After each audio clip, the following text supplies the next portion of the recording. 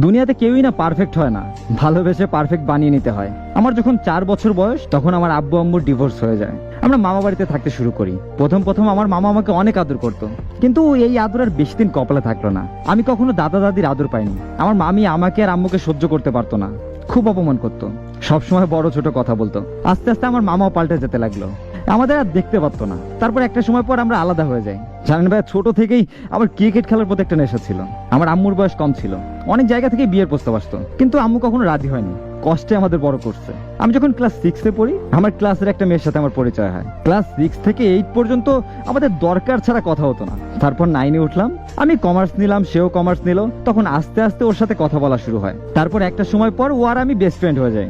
আমি ওকে আমার সব কথা শেয়ার করতাম, খুব ভালো কাটতো দিনগুলো। তারপর ক্লাস 10-এর শেষের দিকে ও আমাকে পছন্দ করা শুরু করে, কিন্তু তখনও প্রকাশ করেনি, আর আমিও বুঝিনি। এসএসসি পরীক্ষা দিলাম, রেজাল্ট একটু খারাপ হলো। তারপর একটা ডিগ্রি কলেজে ভর্তি হই, আর ও মহিলা কলেজে ভর্তি হয়। তারপর আমি আর ও ইংলিশ আর হিসাব বিজ্ঞান একসাথে পড়তাম। তা তখন ওর কেয়ারিং অনেক বেড়ে যায়। আমি ভাবতাম ফ্রেন্ড হিসেবে হয়তো। তারপর শীতের সময় একদিন সকালে আমি আর ও পড়তে যাচ্ছি ইংরেজি, তাও হঠাৎ এসে বলতেছে যে দেখ আমার হাত কেমন ঠান্ডা। আমি ওর হাতটা ধরে বলতেছি যে দে আমি গরম করে দিই। ওই দিন প্রথম ওর হাতটা ধরেছিলাম আমি। প্রতিদিন এই হাত ধরা চলতে থাকলো, আর ওর কেয়ারিং গুলো বাড়তে থাকলো। কাঁধে মাথা রাখতো, তখন অন্যরকম একটা অনুভূতি হতো। ভালো ইউনিভার্সিটিতে যাওয়ার ফলে মেসে থাকতে শুরু করেছিল। আমি ওকে বলছিলাম তুমি এই যে মেসে যাচ্ছ তুমি অনেক পাল্টে যাবে দেখো। তখন ও বললো এই বিশ্বাস আমার উপরে।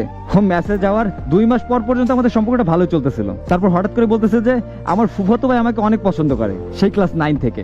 আমি রাজি থাকলে আমার বাড়ি কথা বলবে। তখন আমি বললাম যে তুমি তাহলে আমাদের সম্পর্কের কথা বলে দাও তাকে। তারপর সে বললো যে না পারবো না। তারপর থেকে ওর ফুফাতো ভাইয়ের সাথে নিয়মিত কথা হতো ওর, আর আমি দূরে সরে আসতে লাগলাম। জানেন ভাইয়া, পাগলের মতো কান্না করছি ওকে ফোন দিয়ে, বলছে না আর সম্ভব না, তুমি অনেক ভালো কাউকে পাবা, আমাকে মাফ করে দাও। ও জুহাত কি দিল জানেন ভাই? আমি বেকার, আমার ফ্যামিলি ভালো না। ভাই আমি না পেলাম আমার আব্বু আম্মুকে, আর না পেলাম আমার ভালোবাসার মানুষকে। আমার ভাগ্যটাও তো আমাকে ঠকালো ভাইয়া। আর আমার এখন এমন কোনো দিন নেই যে আমার কান্না করতে হয় না। আর যখন খুব কষ্ট হয় তখন নামাজে বসে কান্না করি। বেঁচে থাকার কোনো ইচ্ছেই আমার নাই। আত্মহত্যা মহাপাপ, তা না হলে আমি হয়তো এতদিন আর থাকতাম না। তাও 2 দিন চেষ্টা করছি, কিন্তু পারি নাই। জানেন ভাইয়া, এখন সে তার খালাতো ভাইয়ের সাথে সম্পর্কে আছে। আমি কিছুদিন আগে শুনেছিলাম যে ওরা সেই ক্লাস 9 থেকে দুজন দুজনকে পছন্দ করতো। যদি কখনো সুযোগ পাই তাহলে একটা কথা তাদের অবশ্যই জিজ্ঞেস করবো, দুজন তো দুজনকে